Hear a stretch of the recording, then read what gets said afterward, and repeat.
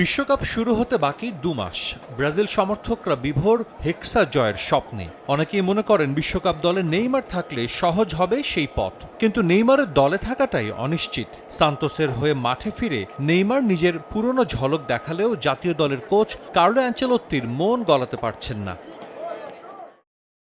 গণমাধ্যমের খবর, বিশ্বকাপের ২৬ জনের স্কোয়াডের ২৪ জনই চূড়ান্ত করে ফেলেছেন অ্যানচেলোত্তি, যেখানে নেই নেইমারের নাম। ইতালিয়ান এই কোচের দর্শন স্পষ্ট, নাম নয়, ফিটনেস আর রিদমই শেষ কথা। ইনজুরির কারণে ২০২৩-এর অক্টোবরের পর থেকে নেইমার হলুদ জার্সিতে মাঠের বাইরে, আর এবছর সান্তোসের হয়ে খেলেছেন মাত্র ৬ ম্যাচ।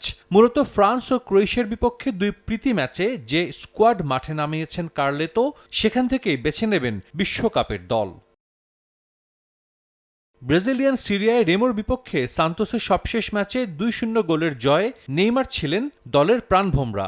নিখুঁত অ্যাসিস্ট আর আক্রমণ ভাগে নেতৃত্ব দিয়ে বুঝিয়ে দিয়েছেন পায়ের ধার এখনও কমেনি। কিন্তু বিপত্তি বেঁধেছে অন্য জায়গায়। সেই ম্যাচেই হলুদ কার্ড দেখে গুরুত্বপূর্ণ ম্যাচে সাসপেন্ড হওয়ায় অ্যানচেলোত্তিকে পরখ করার সুযোগটা সীমিত করে দিয়েছেন এই ফরওয়ার্ড। ব্রাজিলিয়ান অনেক ফুটবল বোদ্ধাই বলছেন নেইমারকে নিয়ে চারদিকে যে মাতামাতি তা খুব একটা পছন্দ নয় অ্যানচেলোত্তির। তিনি এমন একটি দল চান যেটা ব্যক্তি নয় বরং দলীয় সংহতিতে বিশ্বাসী।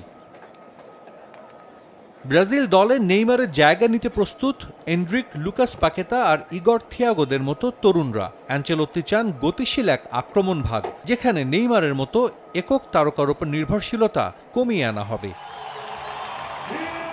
তবে নেইমারকে বাতিলের খাতায় ফেলা মানতে পারছেন না রোনালদো নাজারিও, কাফু কিংবা রোমারিওর মতো কিংবদন্তিরা। ব্রাজিলের সবশেষ বিশ্বকাপ জয়ের নায়ক রোনালদো নাজারিও সরাসরি বলেছেন নেইমারের মতো ক্যারিশমেটিক খেলোয়াড় নেই ব্রাজিল দলে। তাই অ্যানচেলোত্তিকে অনুরোধ করেছেন নেইমারকে দলে রাখতে।